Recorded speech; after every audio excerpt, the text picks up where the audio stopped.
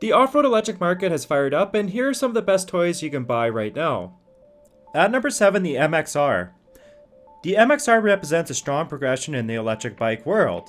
It has over 50 horsepower and it can compete with a 350. This is one of the most powerful electric bikes on the market, but it does cost quite a bit at just under $12,000. The MXR is a really great machine which doesn't really look electric at all, and it's finally something every electric enthusiast can finally embrace.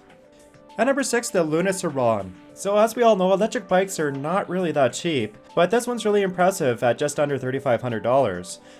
It's a 2 kilowatt bike which only weighs 110 pounds, and it can charge in under 3 hours. This equates to a 110cc bike and it features a high strength aluminum frame.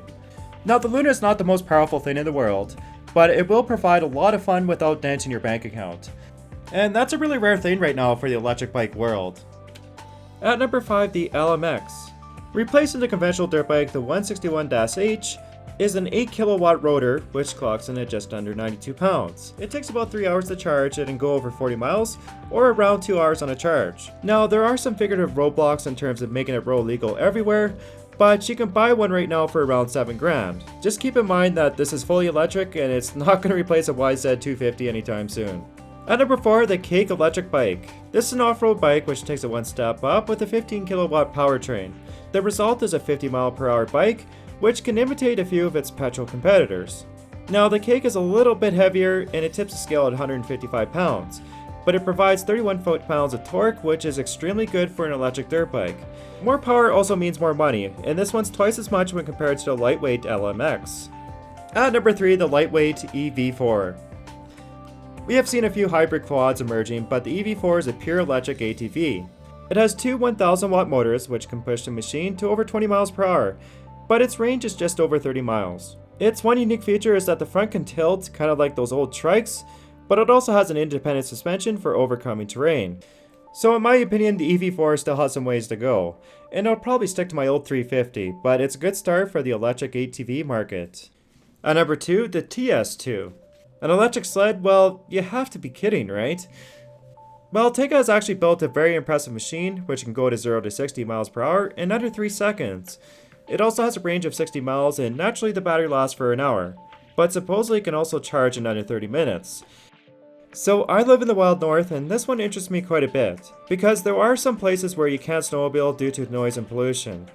So I'm a little bit skeptical about the numbers because we get a lot of days where it's like under -20 and really cold, so whether the batteries actually last as long as they claim, well, who knows. And for 15 grand it's a little bit pricey, so you're going to either love or hate this all-electric snowmobile. So before we get to number 1, let's just point out the obvious. Batteries are heavy, but they carry moderate power densities and they're relatively cheap.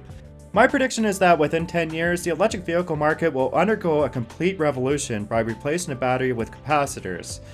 Capacitors have longer lifespans, higher cycles, and shorter charging times when compared to batteries, so just imagine charging your electric car in 2 minutes instead of a couple hours.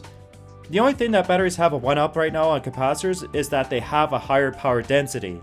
But the future holds many discoveries, and we have already discovered materials which will progress capacitor technology. Now I could be wrong on this and batteries might be here forever, we'll just have to wait and see. At number 1, the Eliminator. One of the bigger electric quads incorporates a 15 kilowatt motor with a selectable 4-wheel drive system. It's a bit heavier with a 1,000 pound dry weight, but it's one of the most powerful electric ATVs. It can travel for around 30 miles and go up to 35 miles per hour, which equates to 1 hour driving time. Now this won't have the same horsepower or torque as your typical gas quad with the same weight, but keep in mind this is only the emergence of a new electric market in the ATV world. So once again, thanks for watching, please like the video if you enjoyed it or found it useful, and make sure to subscribe to my channel.